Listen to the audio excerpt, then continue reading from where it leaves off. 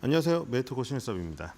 오늘의 주제 첫 번째는 천조국 방어력 공격력 만렙 패트리어트와 벙커버스터.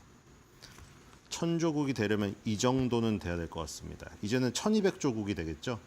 천조국이란 게 이제 그 국방비 천조를 쓴다 해서 천조도 있고, 원래는 그 하늘의 조상이라고 해서 천조라는 것도 이제 병용돼서 쓰이는 의미인데, 그 국방비 천조로 하면 이제 1200조국으로 해야 돼요. 이제 1200조에 가까운 국방비를 지금 설정하고 있기 때문이죠. 근데 방어력하고 공격력이 다 만렙입니다. 자, 일단 패트리어트가 나왔는데 그 뭐 기억하시는 분 있을지 모르겠지만 그 당시에는 유튜브도 없고 아무것도 없었죠. 그냥 공중파 TV만 있었는데, 그때 언제였죠? 그때 뭐 삼풍백화점 무너지고 그 시절 아닌가요? 그 갑자기 이라크를 침공을 해가지고 막 뉴스에 나오는데, 이라크가 그 당시에 미국이 종이 호랑인지 알고, 그러니까 말로만 떠드니까 한 번도 안 맞아봐가지고 떵떵거렸어요. 옛날에 그 일본이 진주만 기습했을 때처럼. 그러다가 스커드 미사일이라고 막 엄청나게 날리는데 그거를 패트리어트란 거로 다 막아요. 그래가지고 사람들이 다 놀랐거든요. 저는 그때 그래서 패트리어트를, 대부분의 국민들이 마찬가지일 거예요. 패트리어트를 그때 처음 목격했을 거예요. 이라크 전쟁 때. 근데 그게 그냥 게임에서는, 슈팅 게임에서 방어용 미사일로 공격형 미사일을 맞추는, 그거는 이제 게임에서 가능하리라 생각했을지 실전에서 그거를 보지를 못했기 때문에 그거를 보는 순간 다 경악을 금치 못했죠. 스커드 미사일을 그렇게 수십 발을 쏘아도 패트리어트로 전부 다 명중을 시키는 그런 놀라운 장면.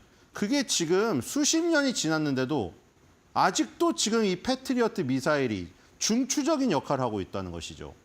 지금 우리나라도 패트리어트, 사드, 이 지금 계속 중첩적으로 다 막고 있죠. 물론 패트리어트는 이제 다 하강 단계에서 막는 거긴 합니다만, 그래서 이제 이 뭐 언론에 사실 많이 나왔어요. 어제 이 여자분이 다 가장 주목할 만한 그 기자였어요. 그렇죠? 왜냐하면 우크라이나에 군인을 둔 여기자였기 때문에, 그리고 그 상황에서 또 이제 눈물을 흘리면서 여기서 그 질문 경쟁이 엄청 치열했거든요. 트럼프 대통령한테 한마디라도 듣고 싶어가지고 막 일어나서 소리를 지르더라고요. 다들 깍깍 소리를 지르는데, 그 뭐 이걸 또 두고 뭐 짜여진 각본이라고 하는 사람도 분명히 있겠죠. 그렇죠? 트럼프 지지하지 않는 사람들은 저거 보고 누가 심어놨다고 할 수도 있을 거예요. 심어놨다고. 이미지 메이킹 한다고. 그럴 정도로 굉장히 약간 이 부분에서만큼은 굉장히 유해지는 모습을 봤는데, 이걸 보니까 차라리 그 젤린스키, 다들 아시죠? 젤린스키 정상회담 할 때 그 망신을 당할 거였으면 저 기자분을 데려갔으면 어땠을까? 그렇죠? 저 기자분이 그 당시에 같이 동석했으면 그런 일은 벌어지지 않았을 텐데, 물론 이제 그 뒤에 다시 한번 뭐 로마 교황청에서 만나고, 어제 그 나토 정상회담에서 만나고, 젤린스키도 이제 정장을 입고 나오고, 약간 이제 분위기가 다시 좀 좋아지는 쪽으로 가고 있지만 시간을 너무 버렸죠.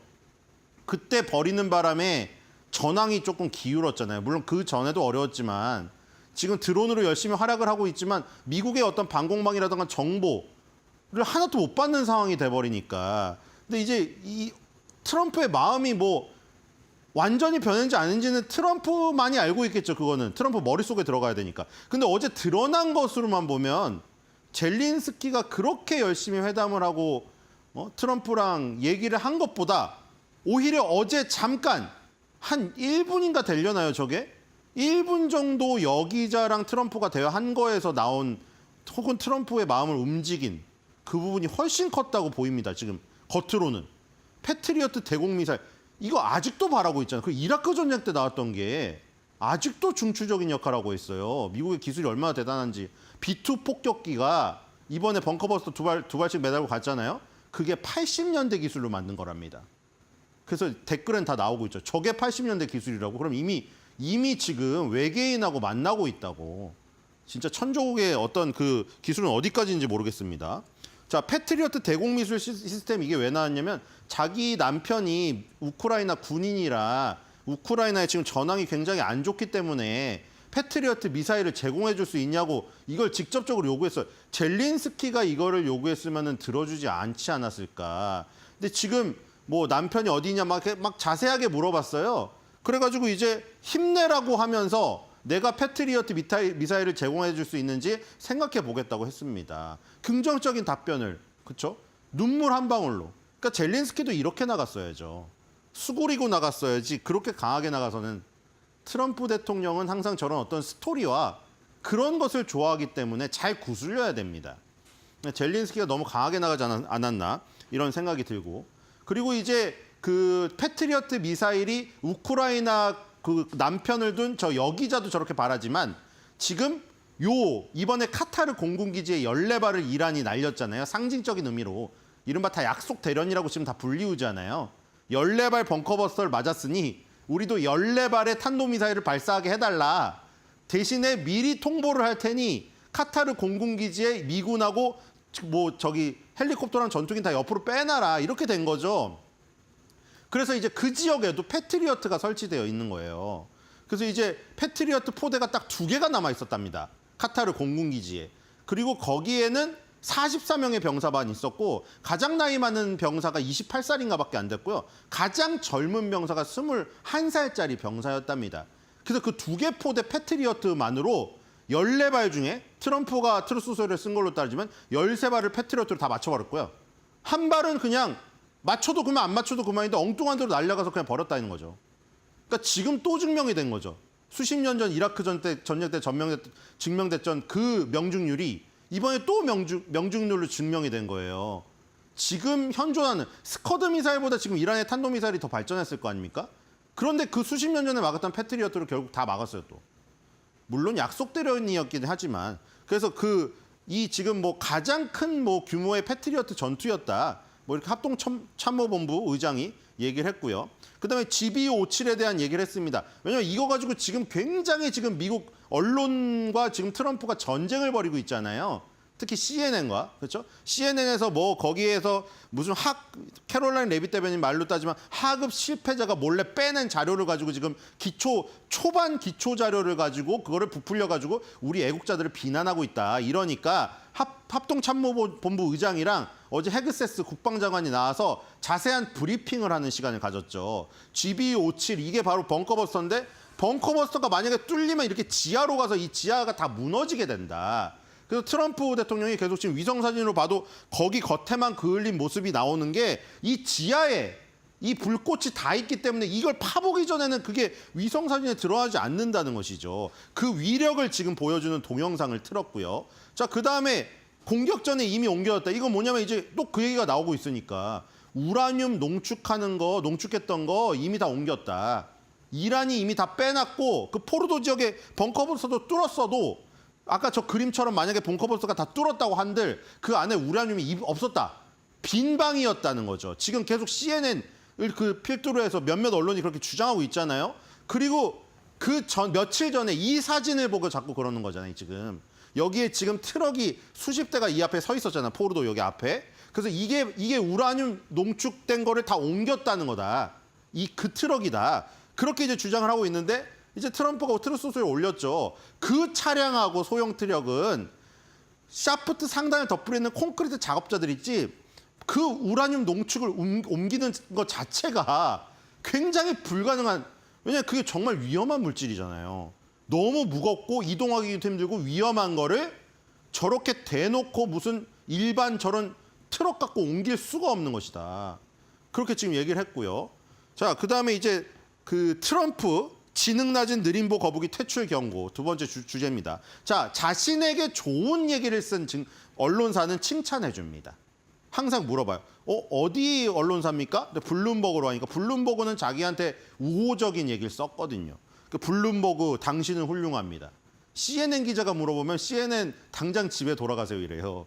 지금. 자, 블룸버그가 물어봤는데 역시 이걸 또 물어봤죠. 연방준비제도 이사회 인사를 위해 여러 후보자에 대한 면접을 시작했는지 궁금합니다. 지금 하도 파월을 하루에 한 번 이상 매일같이 그쵸? 부르고 있으니까요. 친구보다 더 불러요.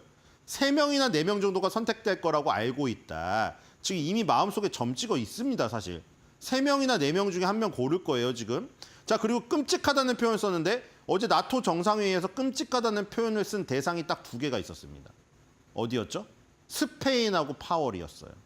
스페인이 32개국 중에 유일하게 반대표를 던져서 국방비를 GDP의 5%로 올리는 거에 대해서 반대했잖아요. 그래서 스페인 기자가 질문했을 때 스페인 사람이세요?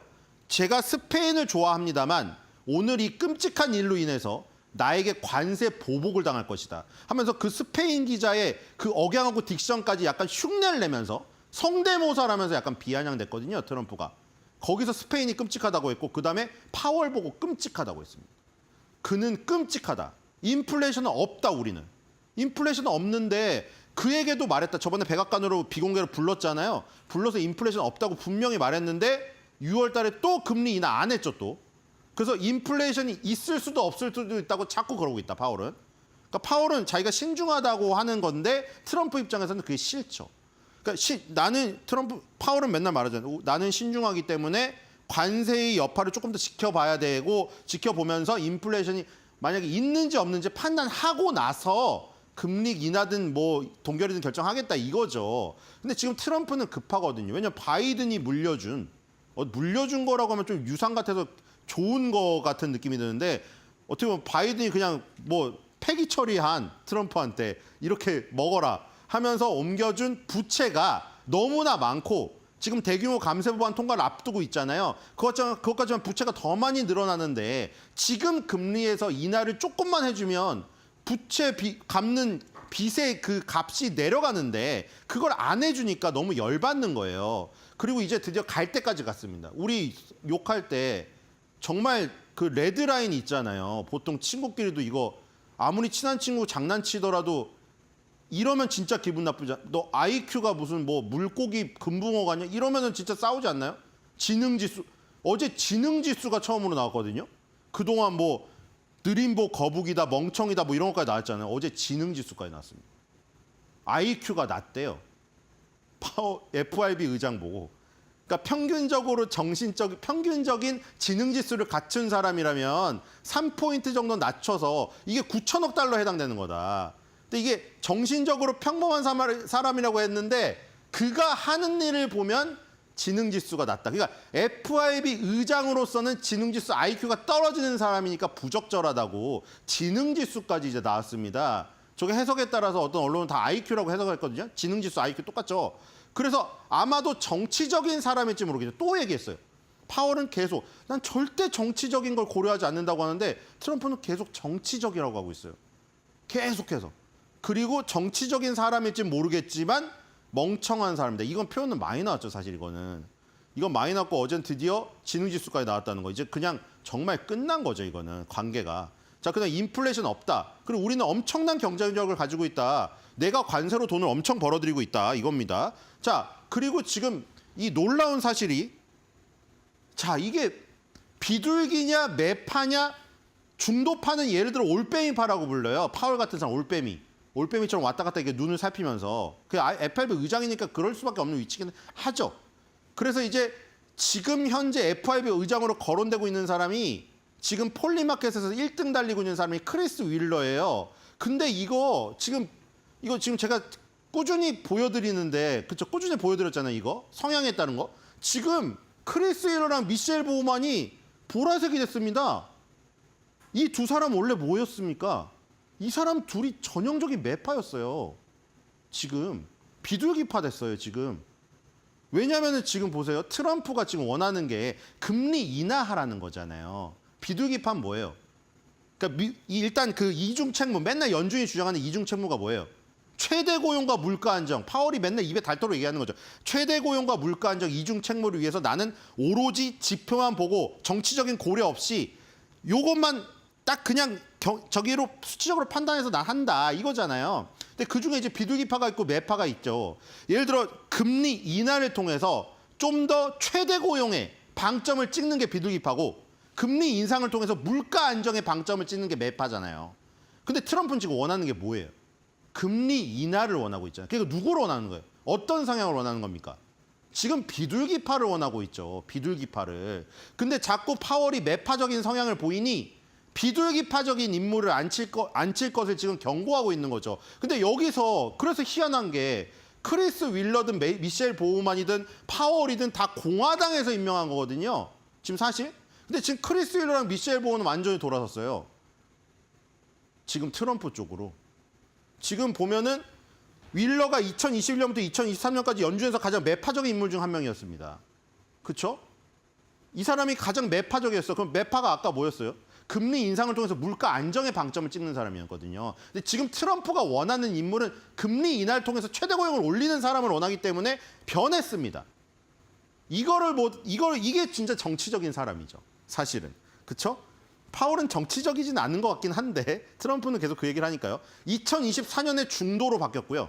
지금 옮겨가고 있어요. 그렇죠? 2021년부터 2024년까지 매파였다가 2024년에 중도로 왔어요. 2025년부터 매파 쪽으로 지금 쏠리기 시작하고 있는 인물입니다. 그래서 이걸 봐야 되는 게 이렇게 변한다니까요. 사람이 지금. 그래서 지금 비둘기파로 의견을 바꿨고 2025년도 6월 달에 이 사이트에도 비둘기파로 지금 찍혔습니다. 그리고 놀라운 건 미셸 보우만이죠. 지금 파월이 포커페이스인지 정말 원래 그냥 타격이 없는 사람인지 모르겠는데 지금 뭐 지능지수가 낮다까지 나왔는데 그쵸? 멍청이, 닐보, 거북이, 엉망진창, 지능지수 낮은 사람까지 나왔죠. 근데 제가 보기에는 그 트럼프가 아무리 욕해도 타격은 없고요. 제일 타격이 있는 건 뭐냐면 만장일치 안 나오는 거예요. 지금 연준의 어떤 그 저기가 전통적인 저기가 뭐냐면 만장일치거든요. 웬만하면 만장일치로. 근데 그때 미셸 보우만이 혼자 반대표 던진 거 기억하시죠? 작년 9월이었나요? 다 금리 인하였는데 혼자 매파적인 성향으로 반대표를 던졌던 인물이란 말이에요. 대표적으로 또 매파였고. 근데 지금 여기 비둘기파에 찍혀있단 말이죠. 지금 두 번째. 놀라운 일이죠, 지금. 왜냐하면 지금 무슨 얘기를 했냐면은 이 금리 인하의 2024년 9월이죠. 그때 연준의 금리 인하에 혼자 반대를 던졌던 매파적인 성향이 2025년도 6월 달에 비둘기파로 변경됐어요. 왜냐하면 7월 달에 지금 이제 7월 달이 재밌게 됐어요. 그래가지고 지금 보면은 미셸 보우만을 지금 부의장으로 앉힌 게 트럼프거든요. 트럼프 대통령께서 저를 연방준비제도 이사회감독 부위원장으로 임명해 주신 신뢰의 깊은 영광과 감사를 드립니다. 여기 마이클 바 사람이 있었죠. 마이클 바가 있었는데 그 사람이 자진 사퇴하고 물론 이사로서는 계속 있고요. 자진 사퇴하고 그 자리에 이 사람이 앉았어요. 그 트럼프가 앉혔죠. 그리고 6월 23일입니다. 이분이 체코 프라하에서 열린 요 지금 통화정책 효과 평가라는 데 나와서 무슨 얘기했냐면은 7월 회의에 대한 얘기를 했습니다. 7월 회의에 대한 얘기를 하면서 금리 인하에 지금 저기를 할 수 있다고 얘기를 해버렸어요. 그렇죠? 그렇기 때문에 이제 재밌어지는 거죠. 파월은 지금 9월까지 금리 인하가 없다는 입장이고 지금 윌러 지사랑 이 미셸 보우만 예전에 매파였던 사람이 7월 달 금리 인하를 얘기해버리거든요. 이러면 이게 더 무섭죠, 파월은. 파월은 트럼프가 욕하는 게 무서운 게 아니라 7월 달에 만약에 자기에게 반기를 들어가지고 저기서 소수 의견이라고 하더라도 반대표 2개가 나와봐요. 그럼 그게 더 망신이거든요, 자기한테는. 지금 여기는 중립으로 되어 있죠. 중립으로 되어 있는데 계속해서 이 지금 약간 매파적인 성향을 지금 보이고 있는 것이죠. 자, 그렇기 때문에 7월 달 금리 결정, 이게 굉장히 재밌는 지금 지점이다. 자, 그 다음에 7월 4일 관세, 감세, 세세 독립기념일. 자, 이 캐롤라인 레빗 대변인이 금요일이니까 오전에 또 나와서 브리핑을 했죠. 자, 무역협정의 7월 막 지금 7월이 다 중요해. 그러니까 7월이 파월이 자기 혼자 자존심이 긁히느냐 안 긁히느냐 그 지금 금리 회의가 있고요. 그 다음에 트럼프 대통령한테도 중요하죠. 무역협정 마감 시한으로 던져준 게 언제였어요? 7월 말입니다. 7월 말까지 우리한테 고분고분 안 하면 다시 관세 막 무시무시한 숫자 나온다고 경고했던 게 7월 말이고요. 그 다음에 또 중요한 거 있죠. 7월 4일까지 뭐 갖고 오라고 했습니까? 상원에서 감세법안 통과시켜서 내 책상에 사인하게 갖고 오라고 했어요. 지금 2개가 다 걸려 있죠, 지금. 굉장히 중요합니다, 7월 달. 지금 상원에서도 공화당 의원 중에 반대하는 의원들이 있거든요. 그리고 거기에 가장 중요한 게 그 메디케이트 삭감에 대한 얘기, 저것 때문에 그래요. 메디케이트를 삭감해서 중서민층들이 의료비 혜택을 제대로 못 받게 되는 저 부분이 있기 때문에 저기에 반대하는 공화당 의원들이 있어요. 그거를 트럼프가 설득을 시켜야 돼요, 지금. 설득을. 그래야지 저기 될 수 있거든요. 7월 4일 왜 강조하는지 알죠? 트럼프는 저런 거 좋아하기 때문에. 7월 4일이 미국의 독립기념일이니 독립기념일을 맞아서 내가 요거를 상원에서 통과된 걸 사인을 하면서 자, 미국의 독립기념일을 기념하며 나의 대규모 하나의 아름답고 위대하고 큰 이 감세 법안을 이 뜻깊은 날 통과를 시켰습니다. 이렇게 자랑하고 싶어서 그런 거예요, 지금. 그리고 7월 4일 날 만약에 저렇게 통과가 되면 7월 말에 관세를 더욱더 밀어붙여가지고 다른 나라들한테 갈취를 더할 수가 있겠죠. 거기다가 FOMC 회의에서 아까 전에 윌러 지사나 미셸 보우만이 만약 반대표를 던지거나 파월까지 만약에 마음을 돌려갖고 인하를 한다고 하면은 이제 자신의 모든 퍼즐이 7월 달에 이루어지는 이런 상황이 되겠죠. 자, 그리고 지금 오늘 미국 시간으로 오후에는 뭐가 예정되어 있냐. 이런 거 정말 백악관 잘하더라고요. 저번에 뭐 했습니까? 애들 불러가지고 뭐 그 아버지 어머니 그 직장 체험의 날이라고 애들 불러서 그것도 했었고, 옛날에 뭐 교육부 폐지 수학 다 못한다 해서 수학 못하는 애들 수포자 양산한다고 교육부 폐지하면서 누구 데려갔죠? 애들 책상에 앉혀놓고 서명하는 식도 했잖아요. 그런 거 퍼포먼스 엄청 좋아요. 지금도 퍼포먼스 오늘 또 준비했습니다. 뭐요? 이제 7월 4일까지 상원 아까 메디케이드 삭감 법안에 반대하는 공화당 의원들 이 설득해갖고 어쨌든 통과를 시켜야 되니까 퍼포먼스 또 준비했습니다. 오늘 평범한 미국인들 누구냐? 법 집행관, 국경 순찰대 요원, 그 다음에 이 지금 악한 사주의 이발사, 배달 기사 이런 사람들. 왜냐하면 그 감세 법안에 뭐가 포함되어 있냐면 팁에 세금 안 매기는 거. 그 다음에 저런 일반적인 사람들의 세제 혜택 이런 것들이 주어져 있기 때문에 이렇게 다양한 사람들 모아놓고 이 하나의 크고 아름다운 그리고 위대한까지 붙였죠. 위대한 법안에 대해서 일반 사람들이 얼마나 기대하고 있는가를 보여주는 거예요. 그러면서 이제 또 선전하겠죠. 봐라, 이렇게 많은 사람들이 지지하고 있는데 공화당 의원들 너네 반대표 하나 던졌다가 이걸 망치게 되면 책임은 너에게 있다. 또 이겁니다. 지금 이런 거 준비 정말 잘하죠.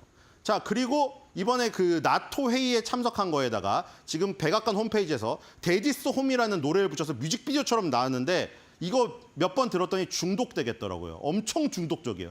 데디스 홈 해가지고 즉 계속 따라 부르게 되거든요. 이런 거 진짜 잘하더라고요. 자, 그래서 나토 정상회의에서는 트럼프를 아빠라고 부를 정도로 막 찬양을 했습니다.